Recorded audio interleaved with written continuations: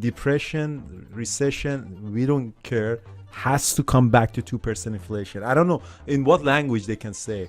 What essentially is saying that there's painful, businesses go bankrupt, mortgages are going to go up, inflation has to come back to 2%, and they have been very, very, very clear. So there's a different argument.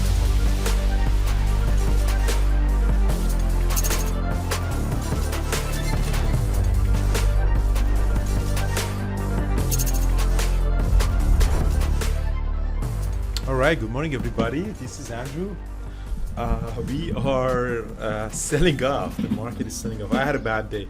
I had an amazing morning, and then I messed up overtrading this TQQ, and I gave up all the profit back, and I'm actually closing my day red, unfortunately. So I had a really amazing trade at the open right at TQQ, really pop. I actually mentioned that in Twitter as well. But I just, after that, I tried to catch this reversal from a level 300. Market just have no Meta's really getting smacked down today. Don't know what Brian that's all is, about. Brian is listening. He didn't hear me. Brian, sorry, I started the recap. So yeah, let's see.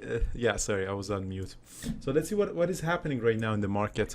So the inflation number came in, and I don't know what was exactly the reason, but the market dropped 4%. And at the open, Qs did a quick pop. So as you see, QQQ did a really quick pop here at the open. So it was a really nice 1 minute open range breakup, and that was the trade of the day for me. And I took that on through TQQ. So as you see here, the Qs opened the strong, or even though it was way below the VWAP, it was a really nice pop for 1 minute open range breakup. I added, and I got stopped out at the break even, and that was it. I should have really stopped trading that. So the market started going down, and then I did the reverse on that SQQ long. So I went for the SQQ long as well. So as you see, when the Qs start dropping, SQQ went up. I went long at 44.10 and all ball to 44.30. That was a good run. And these two trades were amazing. I was up $4,000. And then after that, I decided to take a reversal on TQQ. And that kind of messed up my whole trading day. So I bounced through this level, I bounced through this level, and bounced through this level. I just got stopped out a couple of times, and eventually I returned all the profit that I made on TQQ plus some loss. So I'm down $300 on the day, and that was a good day. I could have had a much better day on this. So for me, yeah, catching this reversal, I tried to catch this reversal through 300 level and 305. So see, we had these two levels, but it just never really had any momentum for that to go up. Market is in bloodbath. Meta is down 8%, Amazon is up 6%, AMD and Nvidia, both of them are down 7%. So nothing is really having a good day. Right now, SPY is down 3%, Q's 4%, and IWM 3%. So how was your day, Brian? It was okay. I traded that pop with you on the TQQ.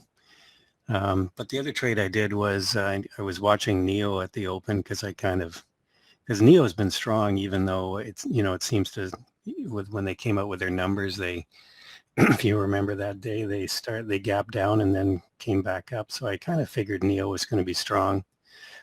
So I got NEO at the open as well, through 21, sold through 21.20. It pulled back. I bought it again at 21 and scalped it again 21.20. But just using my risk management, as soon as it got back to my break even, I took it off. The only other trade I did, other than a few missed tries at bottoms, where I just lost a bit of money, was this Rivian 920 trade. So we had a nice 920 set up. One of our members in the room pointed that out, and it just did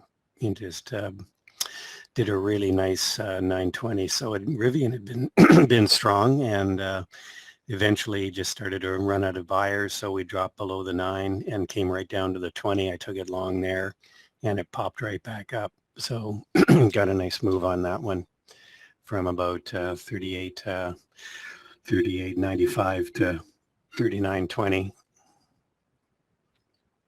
39.30. So yeah, so that was a decent trade. I see we're still selling off on the Qs as we speak. So It's a Yeah. horrible day. Definitely, I don't think there's any buyers who are stepping up. So the Fed's rate is up No. now to 2.75. I think they're going to be 5% probably by the end of the year.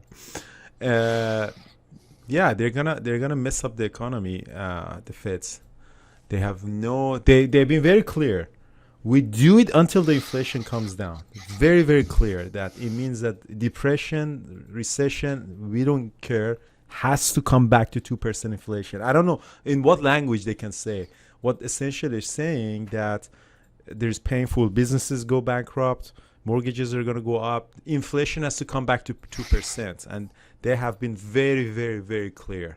So there's a different argument. Like, for example, there are some politicians that they say, hey, even though the inflation is high, but don't tip the economy into the recession. But they don't believe in that. They said that the inflation has to come down to 2%, even if half of the people lose their job. That's just, they have been very, very clear on that.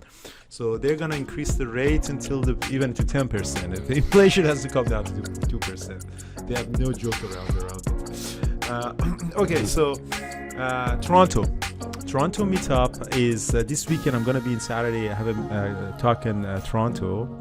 And Peter and I are going to be on Thursday. So if sign up, there's a link. We're going to put that on the YouTube, guys, if you want. We'll probably have a meetup. And, if you come to my talk, I really, really appreciate that. Hopefully, I don't present for an empty room. I've done that before. It's not fun. And that's it. Today's Tuesday. We have the strategy webinar. And, if you have any questions, please email me. Qs are hitting down still. Apple down 4%.